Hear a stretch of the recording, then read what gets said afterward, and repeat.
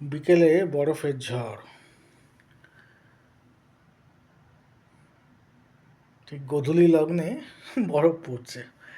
বেশ বড় বড় বরফের স্নোফ্লেক্স দেখা যাচ্ছে। মাছেও ওখানে শান্তি দেবে না, বেশ ঘন ঘন বরফ পড়ছে।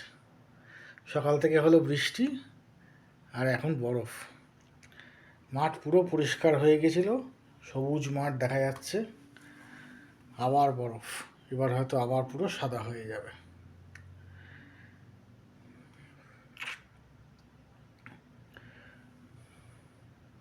ঝড়ের মতো বরফ পড়ছে,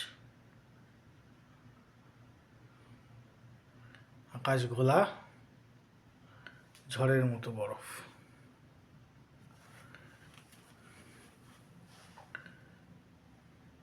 এই চারিদিকের দৃশ্য এখন। লোকে এই সময় অফিস থেকে বাড়ি ফিরে, 6টা বাজে মাত্র, কিন্তু এই বরফ পড়ছে বলে অফিস থেকে বাড়ি ফিরতে লোকের নানা রকম অসুবিধার মুখে পড়বে। আর যারা পাবলিক ট্রান্সপোর্টে ফেরে তাদের তো আরও অসুবিধা। এই বরফের মধ্যে বাস স্ট্যান্ডে দাঁড়িয়ে থাকতে হবে কখন বাস আসে। এখানে তো বাসের ফ্রিকোয়েন্সি কম, বেশ অনেকক্ষণই দাঁড়িয়ে থাকতে হয়।